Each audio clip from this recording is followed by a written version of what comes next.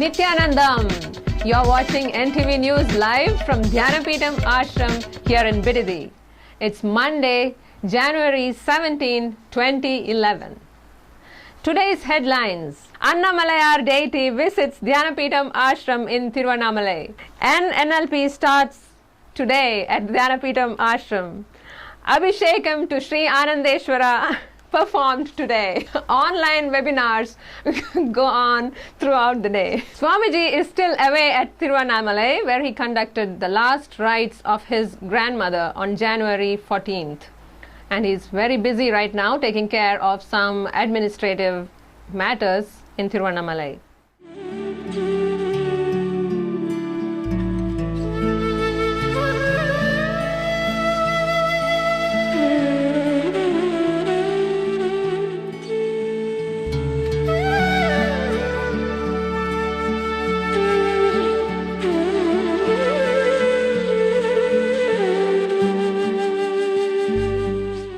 So this morning at the Dhyanapitham Ashram here, Pratyaksha Pada Puja was offered by the Ashramites to Swamiji's Padukas, where Ashramites offered their gratitude to the divine lotus feet of their Guru. Earlier today, we received news from Tiruvannamalai that today was a big day there with the Annamalayar deity, which is the Utsav Murti of the main deity in Sri Arunachaleshwara temple, paid a visit to the Dhyanapitham Ashram in Tiruvannamalai while going on a procession around the city. We will be providing you with more details in tomorrow's news. In other news from the ashram, a 3-day NLP Enlightening Nityananda Neuro-Linguistic Program started at the Dhyanapitham Ashram today. This program is designed to help us transform our limitations and experience a ground-breaking shift in the way we relate with ourselves and with others. The program works with word patterns and language structures, combining practical, eye-opening techniques and games and profound spiritual truths. As always, today being Monday, Abhishekam or holy bath was performed to Sri Anandeshwara, the presiding deity of our Sri Anandeshwara temple here at Bidadi Ashram. Abhishekam or the holy bath of the deities ended with a beautiful alankar or decoration. Online webinars were going on throughout the day. Ashramites were sharing their experiences on living in the presence of an enlightened master. Also, we would like to highlight Ma Bhakti Maya's talk on Guru Gita. It's a beautiful talk. You should not miss it. She's going to be talking 3 times in a week. One will be in Tamil and the other 2 days she'll be talking in English.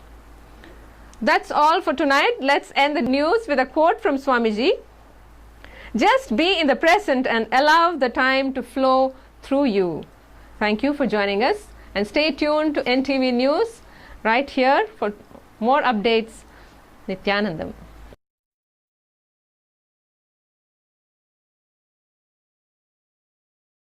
Nityanandam. In today's episode on exploring the Vedic tradition, let us look into another aspect or cultural practice among the Hindus. Many of you might have witnessed women, Hindu women particularly, wearing bindi or sindura on their forehead. That will be a patch of a dot of color powder applied on their forehead. There are different ways in which people, Hindus particularly, apply marks on their forehead. What is the cultural basis for this practice? This practice, as you can see from the Vedic times, it has been prevalent and it is still practiced by most Hindu women. The practice of applying kumkum, that is the name of that bindi.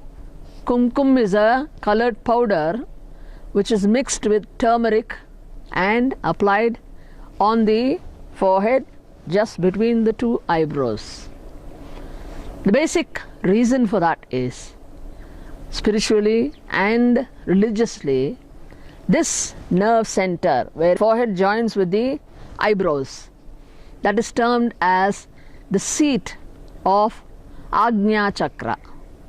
Agnya Chakra is the chakra, when it is opened, gives you a connection to the conscious state. There are more than 5,000 meditation techniques just to open that chakra, Agnya Chakra. And you might have also seen the figure of Lord Shiva with 3 eyes. 2 of the normal eyes and the third eye is portrayed in that forehead region. That is not just an eye for Shiva alone. All the human beings have the eye of wisdom in that position. That is how the ancient literatures describe. And that is a position, when awakened, help you to connect with the divine consciousness. And that is also the place from where more of heat energy is emanated. So the body will be heated when that third eye is opened. So in order to cool that, it is advised to apply the cooling powder of that kumkum and the turmeric on the forehead. You might have also heard that kumkum is applied by women who are married, and those who have become widows remove it. That has also been a practice in this country.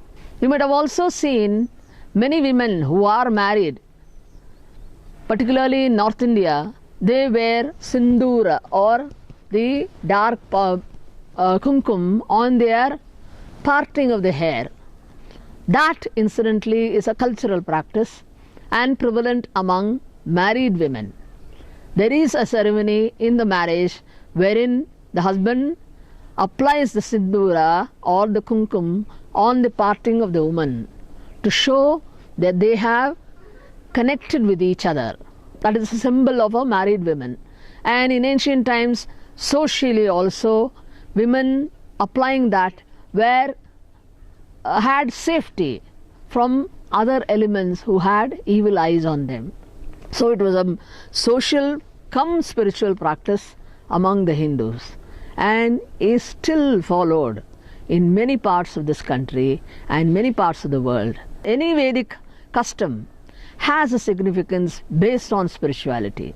It is always aims at uplifting the human state to connect with the divine conscious state. Nityananda.